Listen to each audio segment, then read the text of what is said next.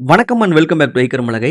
Last 3 வீடியோவா நம்ம SQLite வந்து எப்படி இன்ஸ்டால் பண்றது, அதை எப்படி .NETல யூஸ் பண்றதுங்கிறத பார்த்தோம். இந்த வீடியோவுல 2 கிளாரிஃபிகேஷன் வந்து நான் கொடுக்க மறந்துட்டேன். ஸோ அதை கொடுக்கறதுக்காக தான் இந்த வீடியோ போட்டிருக்கேன். ஸோ வீடியோக்குள்ள போறதுக்கு முன்னாடி நீங்க நம்ம சேனல் இது வரைக்கும் சப்ஸ்கிரைப் பண்ணாம பார்த்துட்டு இருந்தீங்கன்னா மறக்காம சப்ஸ்கிரைப் பண்ணிக்கங்க. கூட வர பெல் சிம்பிள் கிளிக் பண்ணி ஆல் கொடுத்துருங்க. இந்த வீடியோவை கடைசி வரைக்கும் ஸ்கிப் பண்ணாம பாருங்க. வாங்க வீடியோக்குள்ள போலாம். நம்ம லாஸ்ட் வீடியோல ஒரு விசிட்டர் மேனேஜ்மெண்ட் சிஸ்டத்துல எப்படி SQLite யூஸ் பண்றதுன்னு பார்த்தோம். அதுக்கு முன்னாடி வீடியோல ஒரு கன்சோல் அப்ளிகேஷன்ல SQLite எப்படி யூஸ் பண்ணணும்னு பார்த்தோம். ஆனா இந்த ரெண்டுலயும் ஒரு சின்ன வித்தியாசம் இருக்கு.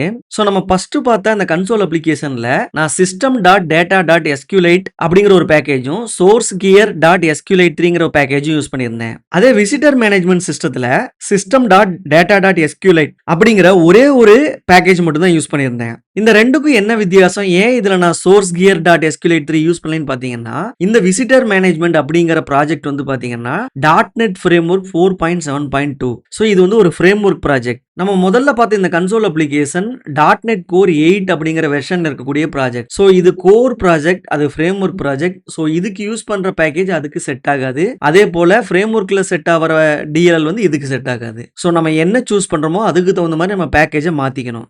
ரெண்டாவது கிளாரிஃபிகேஷன் என்னன்னா, இந்த ஃப்ரேம்வொர்க் ப்ராஜெக்ட்ல ஒரு சின்ன பிரச்சனை இருந்தது. ஆக்சுவலா இதை இங்க ரன் பண்ணும்போது நமக்கு ஒரு எரர் வரும். ஸோ உதாரணத்துக்கு இந்த ப்ராஜெக்ட்டை வந்து நான் என்ன பண்றேன்னா ரன் பண்றேன். ஸோ ரன் ஆகி நமக்கு டேட்டா வந்துருச்சு, எந்த பிரச்சனை இல்லை. சைன் அவுட் கொடுக்குறேன், சைன் அவுட் ஆகுது. அப்புறம் ஆட் விசிட்டருக்குள்ள போறேன். ஸோ இப்போ எல்லா ஃபங்க்ஷனாலிட்டி ஒர்க் ஆகுது. ஆக்சுவலா வந்து இது ஃபர்ஸ்ட் டைம் இப்படி எனக்கு ஒர்க் ஆகல. ஸோ இப்போ நான் என்ன பண்றேன்னா இந்த இடத்துல போயிட்டு இதை ஸ்டாப் பண்ணிக்கிறேன். ஸ்டாப் பண்ணிட்டு இதை போயிட்டு ரீபில்டு கொடுக்குறேன். ஸோ ரீபில்டு கொடுக்கும்போது என்ன ஆகும்னா, நமக்கு பழைய பின்ல இருக்கிற ஃபைல்ஸ்லாம் கிளியர் ஆகி புதுசா பில்ட் ஆகி ஃபைல் வந்து விழுகும். இதை ரன் பண்ணி பார்க்குறேன். பாருங்க, இந்த மாதிரி ஒரு எரர் வந்துச்சு. unable to load DLL E_SQLite3 அப்படின்னு சொல்லிட்டு. ஸோ இது எதனாலன்னு பார்த்தீங்கன்னா, நமக்கு தேவையான அந்த SQLiteக்கான ரன் டைம் சரியா இல்லை. எனக்கு ஃப்ரேம் ஒர்க்ல வந்து நான் என்னென்னமோ காம்பினேஷன்ல DLL போட்டு பார்த்தேன், எனக்கு ஒர்க் ஆகல. ஸோ இதனால இந்த மாதிரி E_SQLite3 அப்படிங்கிற DLL இல்லைன்னு சொல்லி எரர் வந்துச்சு. ஸோ இதுக்கு என்ன சொல்யூஷன் அப்படின்னு பார்த்தீங்கன்னா, நமக்கு அந்த E_SQLite3 அப்படிங்கிற DLL வேணும். அது எங்க கிடைக்கும்னு பார்த்தீங்கன்னா, ஆக்சுவலா நம்ம முத SQLite3 கான்ஃபிகரேஷன் பண்ண பாத்தீங்களா, அந்த பாத்துல இருக்கும். அதாவது நம்மளுடைய C:\\ல SQLite3ன்னு சொல்லிட்டு நம்ம ஒரு கம்பைல்டு பைனரியை டவுன்லோட் பண்ணோம் பாத்தீங்களா, அதுல இருக்கிற DLL காப்பி பண்ணி தான் இந்த ஃபோல்டர்ல போட்டோம். ஸோ இந்த ஃபோல்டர்ல இருக்கிற இந்த DLL இருக்கு பாத்தீங்களா, SQLite3.dll, இதை காப்பி பண்ணிக்கிட்டு இதை வந்து நம்மளுடைய விசிட்டர் மேனேஜ்மெண்ட்டுடைய அவுட்புட் பாத் இருக்கு பாத்தீங்களா, இந்த பின் நம்ம பில்டு பண்ணா இந்த பாத்துல வந்து எழுகும் பாத்தீங்களா, இந்த பாத்துல இதை பேஸ்ட் பண்ணிக்கணும். பேஸ்ட் பண்ணிட்டு இதனுடைய நேமை ரீநேம் பண்ணிக்கணும். E_SQLite3 அப்படின்னு சொல்லிட்டு ரீநேம் பண்ணிக்கணும். ஸோ இப்படி பண்ணிட்டு நம்ம ரன் பண்ணும்போது நமக்கு என்ன ஆகும்னா, நமக்கு அந்த இஷ்யூ வராது. ஸோ நான் இப்போ ரன் பண்றேன், பாருங்க நமக்கு ஒர்க் ஆயிடுச்சு. ஸோ அந்த எரர் திரும்ப வரல.